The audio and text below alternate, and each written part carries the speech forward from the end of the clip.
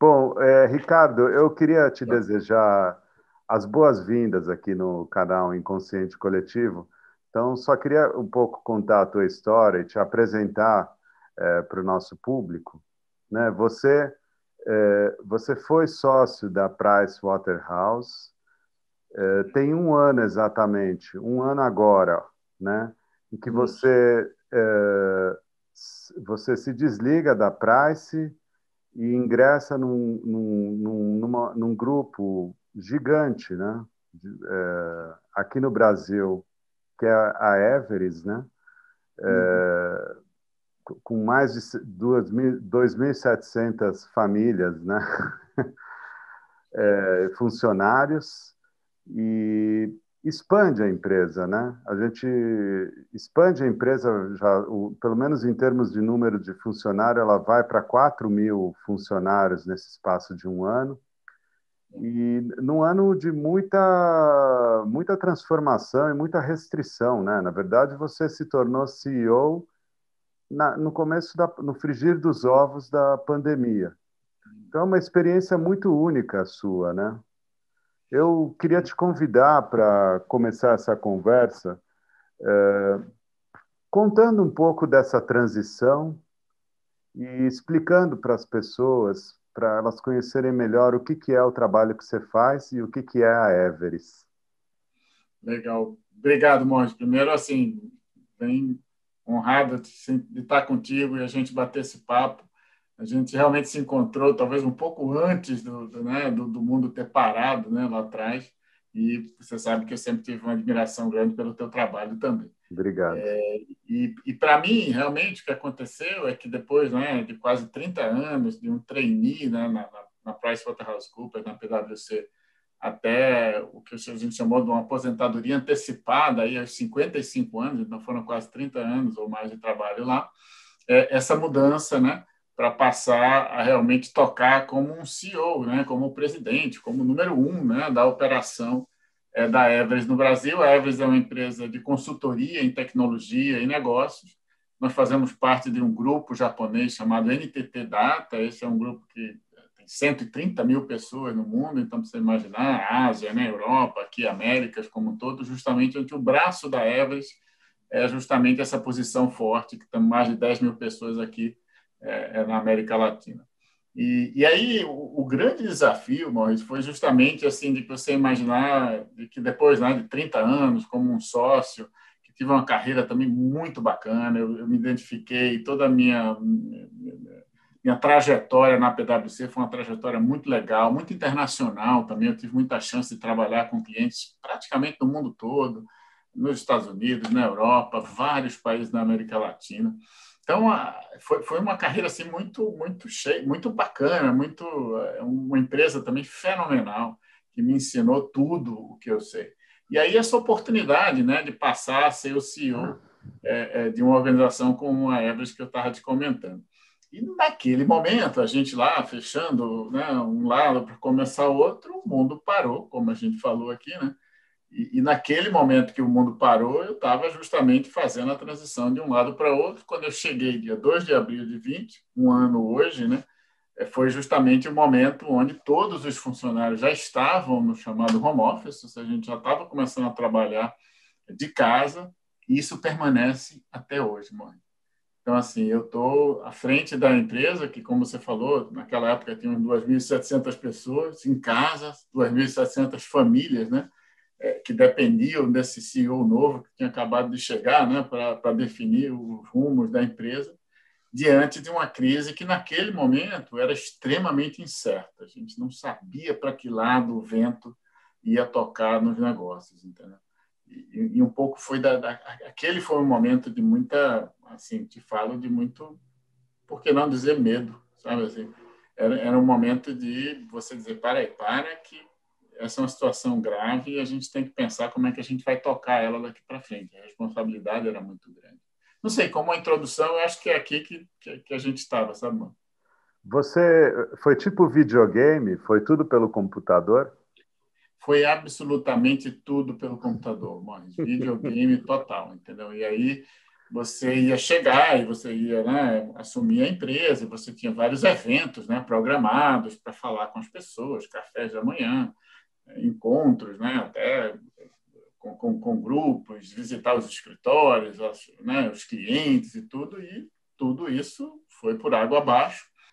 A empresa tinha uma relação muito forte com os seus clientes, e principalmente o fato de que a chamada aceleração digital, né, ou seja, a aceleração da digitalização das empresas, na verdade, aconteceu durante esse ano. E foi isso que fez com que a gente conseguisse fazer, na verdade, um grande crescimento na empresa, tá? Porque a gente foi realmente atender essa grande necessidade dos clientes que não mais podiam trocar os papéis de mão, não mais podiam ter os clientes indo na sua casa, mas que eles tinham que ir à casa dos clientes. Então, nossos grandes clientes, bancos, seguradoras, telecomunicações, empresas de saúde, até de bens de consumo, elas precisaram muito rapidamente acelerar o processo de transformação digital. E foi isso que fez com que a gente conseguisse, justamente por essa confiança, por esse trabalho de muitos anos que a Everest vem fazendo com esses clientes, a gente conseguiu capturar, né, uma parte do negócio bem interessante e fazer com que a gente tivesse um crescimento muito grande no mercado esse ano. Foi isso que nos trouxe até aqui. Qual o tamanho desse crescimento, Ricardo? Realmente assim, a gente não divulga os números por país, né?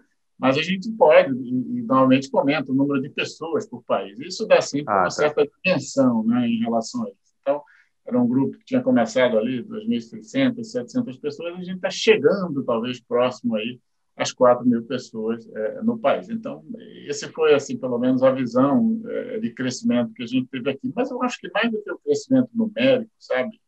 Bom, isso que eu acho que foi bastante interessante foi a grande oportunidade que a gente teve, num momento tão difícil, através, como você brincou aí, do videogame, né, através de videoconferências, conseguir fazer um desenvolvimento de pessoas dentro da organização, entendeu? Porque todas essas pessoas também não são novas contratações, mas as pessoas que estavam aqui assumindo novas responsabilidades, entendeu? Assim, buscando se desenvolver de uma forma mais abrangente. Nós tivemos muitas promoções, né, das pessoas passando a gerentes, pessoas passando a diretores e até sócios da nossa organização, o que foi muito reward, né, muito legal, muito importante, porque não só a gente estava num momento de crescimento, mas num momento de desenvolvimento das pessoas, sabe? Isso foi muito bacana. Para mim, essa foi eu sempre brinco que o que me tira da cama é ver pessoas crescendo, é ver pessoas se desenvolvendo. Eu acho que é nesse aspecto que, mais do que a quantidade ou o crescimento em números, era o crescimento que a gente tinha tido no desenvolvimento das pessoas, sabe? Para mim, isso foi muito legal. O que você viu de positivo e de negativo no teu dia a dia como CEO? Pensar aqui, mas eu acho que assim, de positivo, talvez, e no dia a dia como CEO, talvez via videogame, né, como você brincou, ou virtual, eu acho que o positivo, mas foi o fato de que eu acho que as pessoas estavam mais abertas, sabe, a deixar você se aproximar. É engraçado, mesmo eu via muito distante, mas havia essa abertura, sabe? Aquela coisa de que, sei lá, o gato passava na frente dela, a criança gritava, o vizinho fazia um barulho. Eu acho que isso foi abrindo assim as pessoas, sabe? As pessoas não tinham como um pouco se esconder, né? Até hoje em dia, alguns dos videogames, como você falou, dos aplicativos, eles colocam uma fonte atrás, ou tiram alguma coisa para você não ver onde está, mas a prática é que você ficou mais exposto, né? E eu acho que essa exposição também deu uma maior humanidade a cada um de nós, aumentou a empatia, sabe? Assim, quando você vê a situação de cada um, aumentou o respeito, pelo menos assim, o que eu senti no dia a dia foi que as pessoas, ao participar disso, quando tinha a necessidade de uma criança, até porque elas não estavam nas escolas, né? Estavam em casa, ou quando tocava a porta e você era a única pessoa que estava em casa, tinha que ir lá atender, fazer. Eu acho que isso tudo deu uma humanidade e aproximou as pessoas, entendeu? Eu acho que isso foi um grande exercício de empatia, onde todos estavam vivendo a mesma coisa. Se você olhar, amor, isso é um, né, é um evento único no mundo e na história, né, onde todo mundo passa pelo aquele mesmo problema de uma forma muito assim, viva, né? Então, eu acho que talvez esse foi o lado positivo de aumentar a empatia, de chegar mais próximo, de fazer. Eu acho que o lado talvez muito negativo da pandemia e do meu lado, estou falando assim como CEO, a tua pergunta foi nessa linha, que esse lado da abertura das pessoas me permitiu conhecer bem, melhor, conhecer, entender um pouco da realidade da empresa, a realidade das pessoas, e isso me ajudou, tá certo? Talvez o lado mais negativo foi o fato de que você tem agora alguns problemas sérios que você talvez não tivesse antes, da chamada saúde mental, saúde física das pessoas, entendeu? Ou seja, aqui você teve realmente um acréscimo significativo de problemas, e eu enfrentei alguns problemas que não dá para discutir assim publicamente, mas problemas de, às vezes, casos específicos de depressão, sabe? Casos de Burnout. de burnout, nossa, de muita dificuldade, né, de algumas pessoas de lidar com isso, né? E essa também foi um grande aprendizado, era você entender que, nesse caso, né, one size do not fits all, né, aquele negócio. Não dá para você definir uma coisa de uma forma e achar que todo mundo vai ficar bem. Aquela história, queremos voltar, ou não, queremos continuar todo mundo no home office. Isso não existe. Na verdade, o que existe é um espectro grande, né, de pessoas que algumas delas até podem ser felizes trabalhando de casa, ponto. Mas tem muita gente que vai precisar e precisa, né, voltar para as suas realidades, né, voltar para o mundo gregário do humano, né, da conexão com outras pessoas, né, e até pessoas que não têm a condição física, amor, de realmente trabalhar em casa bem, né, e ela precisa do local físico de trabalho para chegar. Então, eu acho que uma das coisas que foi difícil foi o fato de ver isso acontecer, mas também foi um grande aprendizado de entender de que essa diversidade, né, novamente, como CEO, uma decisão, dizer assim, essa decisão não vai ser bom para todo mundo. Então vamos olhar como é que a gente ajusta ela, entendeu? E faz as exceções e ajusta de acordo com a necessidade de cada um. Eu acho que foi por aí que veio muito essa veia da discussão, por exemplo, da diversidade durante esse ano, sabe?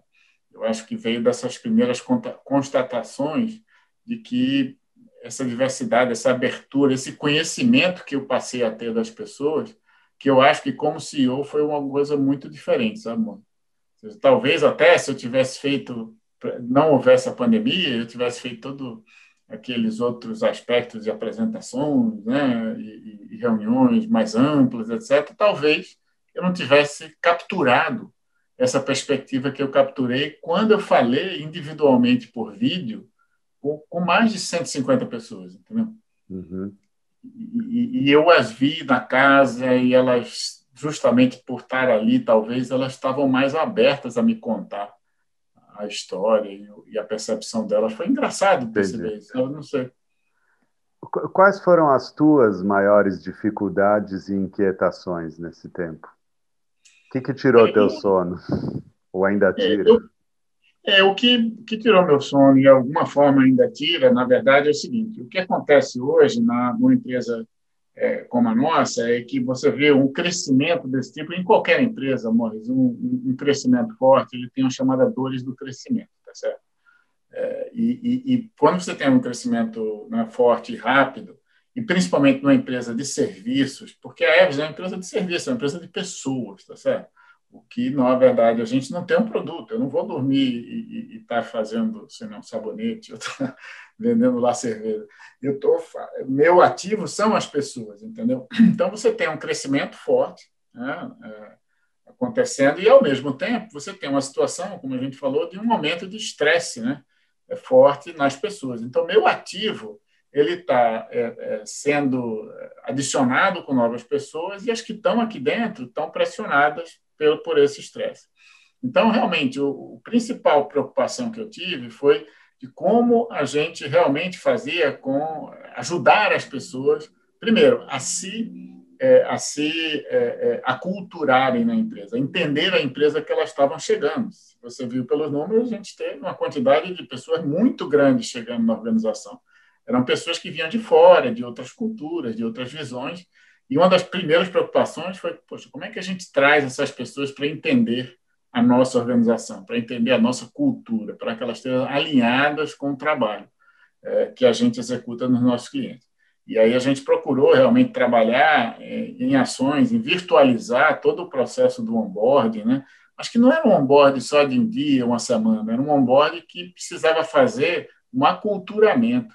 A gente fez, inclusive, um programa que a gente chamou de Everest Way, que é um programa como se fosse assim de masters e pupilos. Até chamamos em nome japonês, os Shishous e os Shijins. E eles se juntavam a cada uma vez por mês e havia um script específico para falar sobre a cultura da empresa, para buscar esse entendimento nestes grupos, entendeu?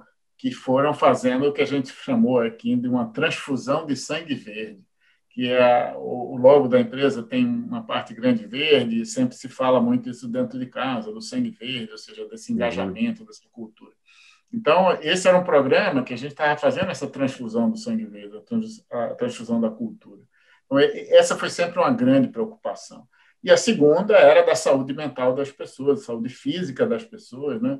Inclusive, né, no tema, a gente colocar, né, mais disponibilidade de canais que pudessem essas pessoas acessar para pedir ajuda, entendeu? A gente teve, né, um canal de ajuda para as pessoas, com pessoas, com psicólogos, com pessoas experientes, né, que realmente pudessem ajudá-las sobre algum aspecto, e até no lado físico também, sabe, irmãos? Assim, fizemos lá programa de ginástica laboral e mandamos o invite para todo mundo durante o expediente para parar e fazer aquilo. Fizemos uma aula de dança sexta-feira, para dançar e vamos dançar porque sextou e coisa e tal. Então, realmente, buscar essa visão da saúde do colaborador, desde a parte física, mental e até financeira.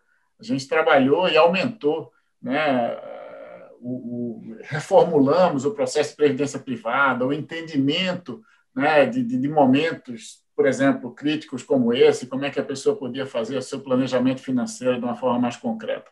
Então, assim, se o principal, se eu posso te responder, eu acho que estou sendo até muito prolixo aqui, mas, assim, se eu pudesse responder, assim, a preocupação foram as pessoas, entendeu? Porque eu trabalho na empresa de pessoas e muita gente chegando junto, com as pessoas que estão chegando novas, com as pessoas que estão aqui preocupadas com o estresse, a visão foi como é que a gente podia ajudá-las nesse contexto da saúde mais ampla. E foi isso que a gente tocou, sabe, irmão? Ô, Ricardo, esse segmento que vocês atuam é um segmento em franca expansão, no momento de contração, né, num contexto econômico mais amplo, né?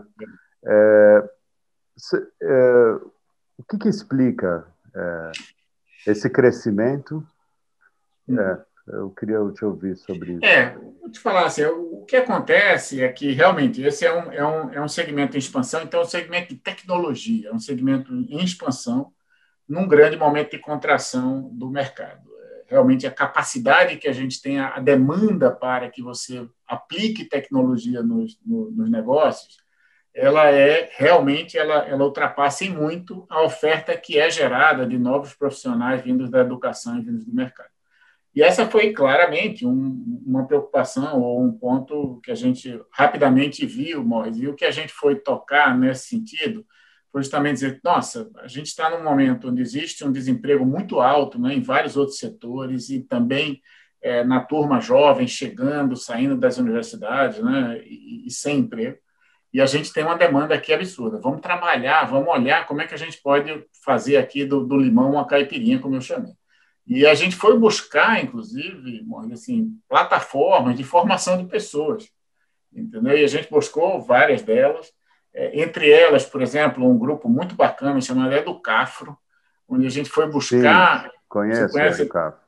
Pois com o Frei, a gente foi lá e desenvolveu um programa específico de formação de pessoas em tecnologia.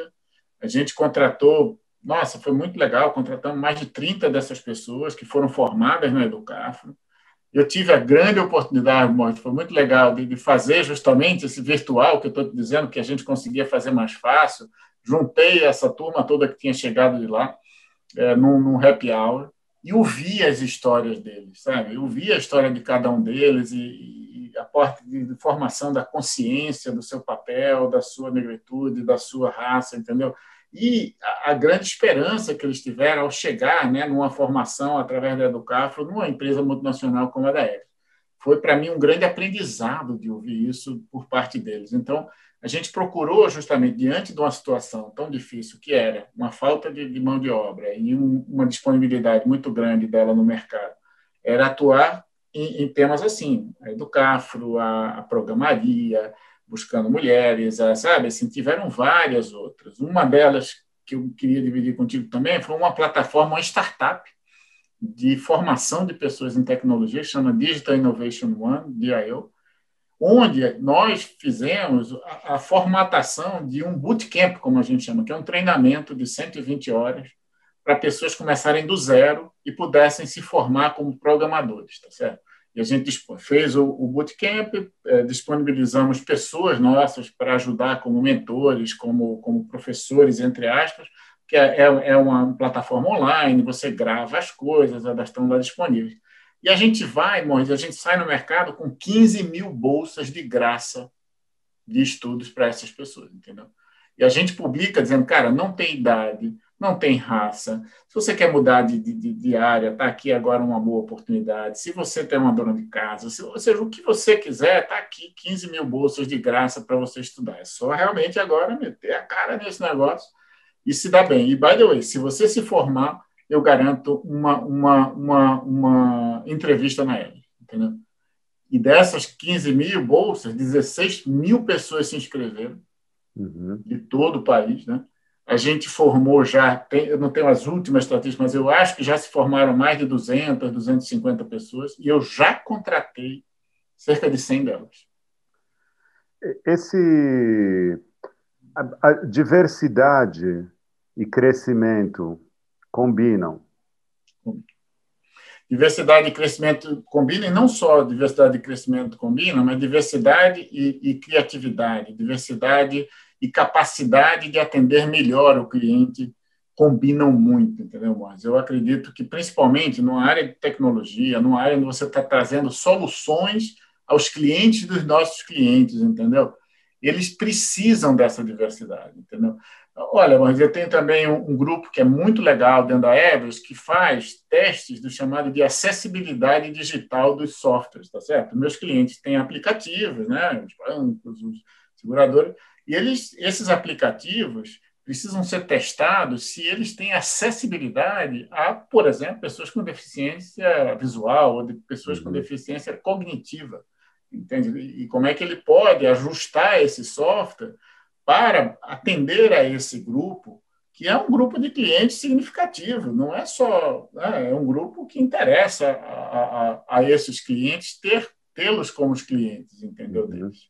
E aí esse grupo, por exemplo, ele realmente precisa trabalhar na diversidade de pessoas como eu te falei, tem pessoas deficientes visuais, trabalham com não deficientes, tem pessoas com algumas dificuldades cognitivas que também trabalham com outros, para que esses softwares sejam testados na prática pelas pessoas que o fazem, sabe? E também, do mesmo jeito que eu fiz lá com o grupo desse Educafro, juntei essa turma aqui numa videoconferência, né, para eu conhecê-los e ouvir um pouco do que é que eles faziam e como faziam. E o que foi legal é que a primeira instrução que eu recebi, também da gerente do grupo, ela, Ricardo, se lembra de se apresentar se descrevendo, porque essas pessoas não vão te ver, né? Então, o Ricardo, meio branquinho, já careca, 55 com esse corpinho de 56, e aí fui brincando e fui fazendo, e foi muito legal ouvir isso. E o que eu ouvi deles, Moisés, que foi sensacional, foi um pouco do orgulho que eles tinham em realmente adaptar um software desse para a realidade deles. Por exemplo, um deles me explicava que tinham acabado de fazer uma grande adaptação no software de um grande banco para permitir que o cego tirasse uma selfie. Então, o coisa falava para ele, mais à direita, mais à esquerda, agora sim. E aí ele conseguia tirar selfie, e aí ele entra no aplicativo por sua imagem, entendeu? E ele não precisa pedir para ninguém tirar. E a pessoa me falou isso com um orgulho muito grande, entendeu? De que ela, a partir daquilo, outras pessoas com deficientes visuais pudessem fazer a mesma coisa, sabe? Então, para mim, essa constatação de que essa diversidade é mais do que a diversidade é criatividade, a diversidade é negócio, a diversidade é a capacidade que uma empresa de serviços em tecnologia pode realmente atender o cliente de forma mais ampla, não simplesmente naquilo tecnicamente falando, sabe? Não sei se eu respondi um pouco da tua Sim, pergunta sim, nesse. sim. O que eu ia te perguntar, Ricardo, é assim, se você, em termos de tendências, o que você acredita daqui para frente? Olha, eu acredito em algumas tendências que eu vejo claramente, mas assim, eu não acho. A pandemia realmente mudou as relações, né, da gente com o mundo de videogame que você brincou no início da entrevista. Eu acho que ela mudou e ela não volta mais, entendeu?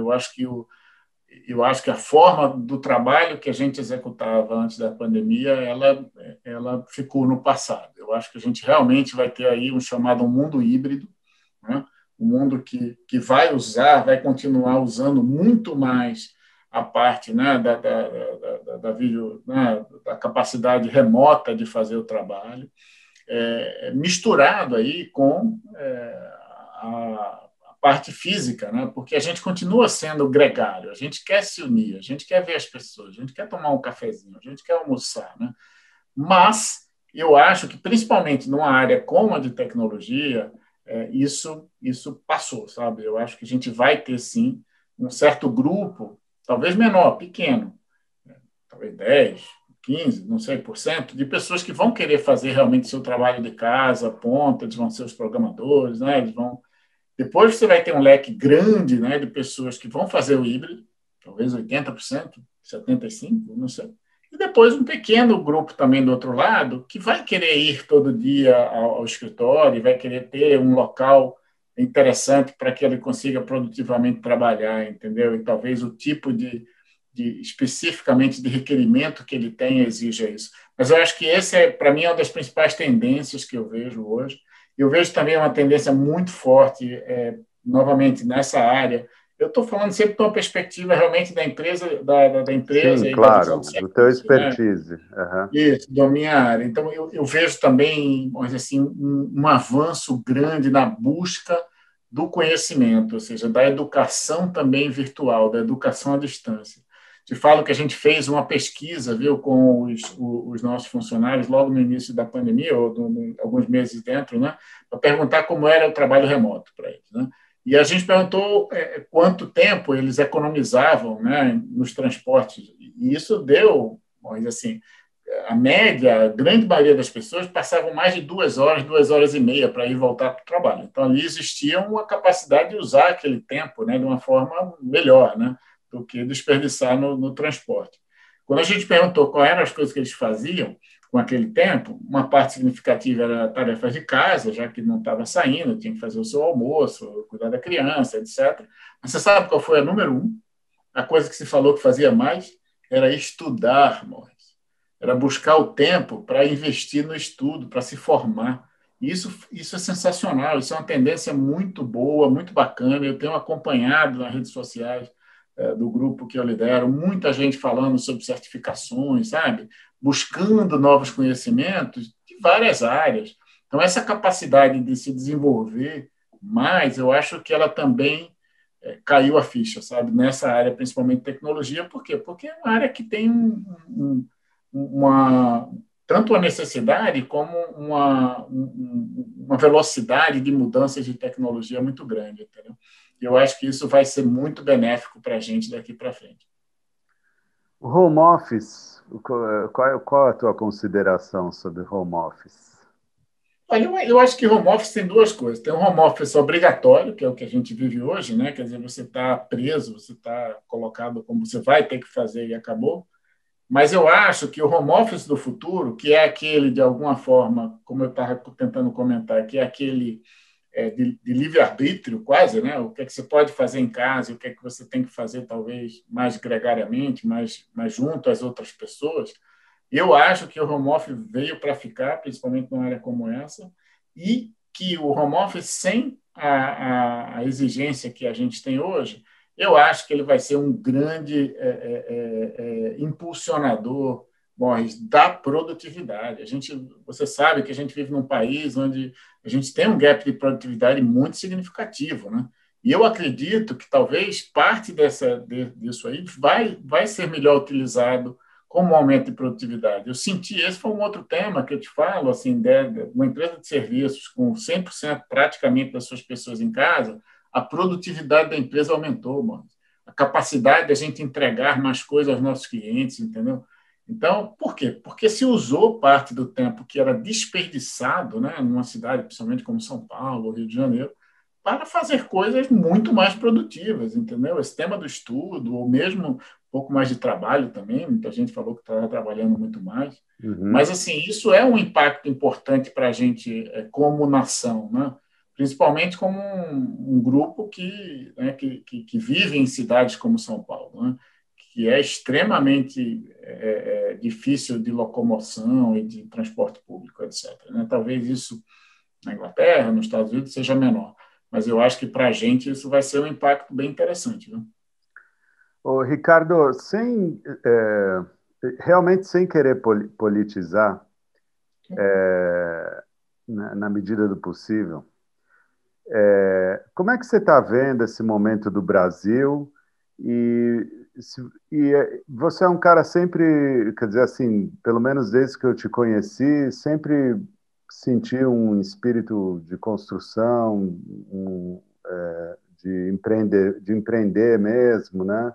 Um olhar generoso com a realidade, né?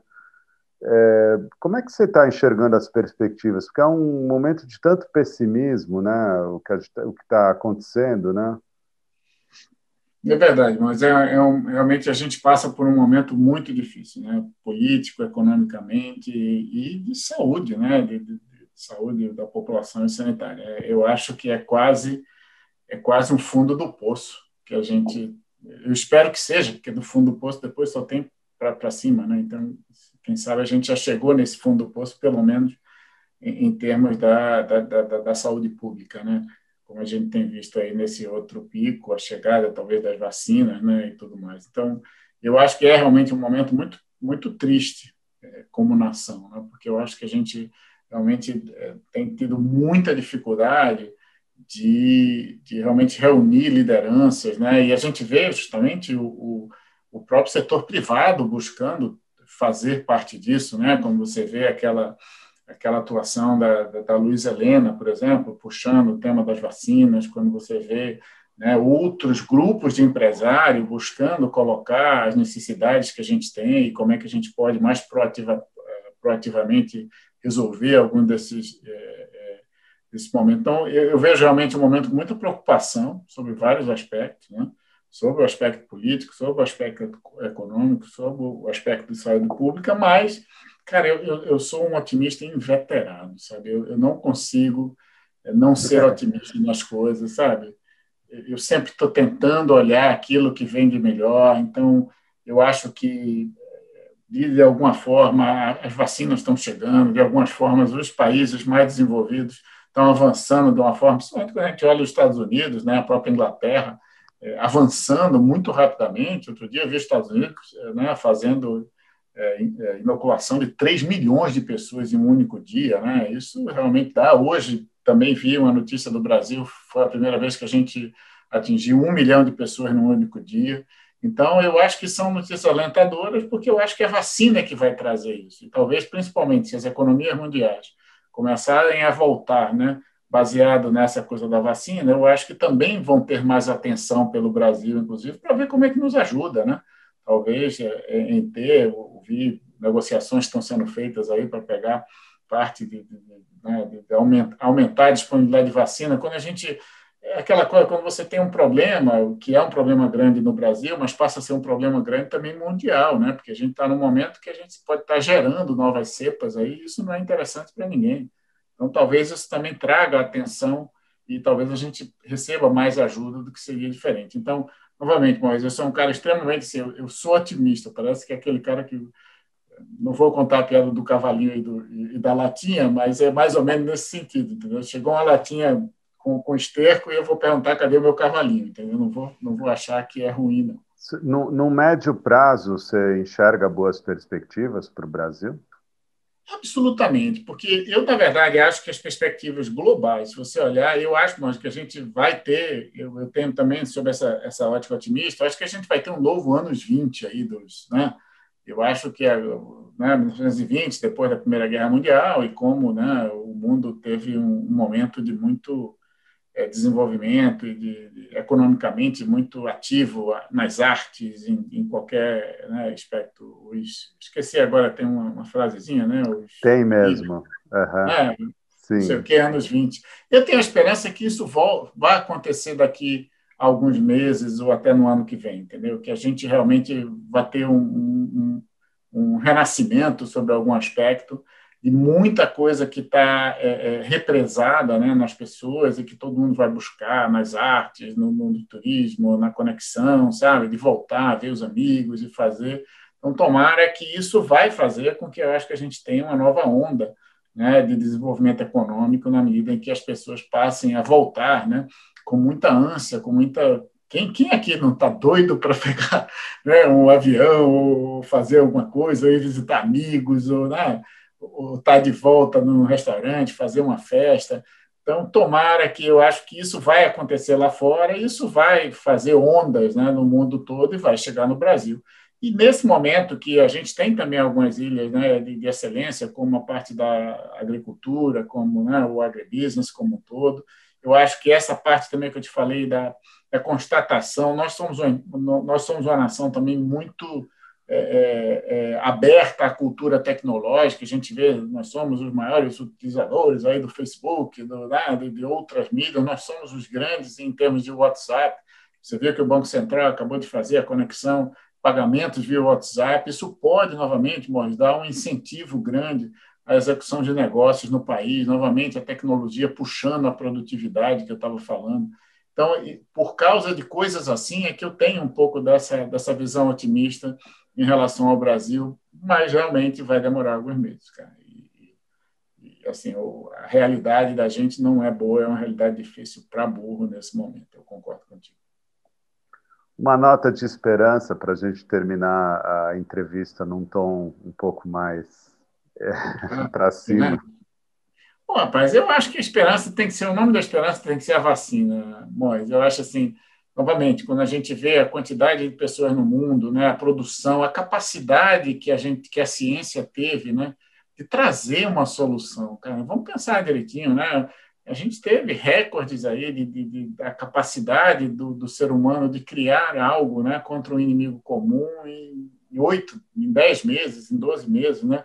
Devemos ter visto, né, entrevistas com cientistas. Minha esposa, Mois, é uma cientista também, e ela fez um trabalho específico no início da pandemia que era uma inteligência artificial para olhar os exames de raio-x, principalmente, para a identificação do Covid. E aí ela disse que aquele projeto que foi feito em 3 meses, se não fosse a pandemia, ele demoraria anos para ser feito, entendeu? Uhum. Então, eu acho que o tom, talvez, desse otimismo é dizer, nossa, a gente aprendeu muito nessa pandemia, eu acho que a gente conseguiu avançar muito em alguns aspectos, eu acho que cada um de nós evoluiu como ser humano porque viveu uma situação muito inusitada, né, dentro de casa, repensou sua vida, repensou conexões.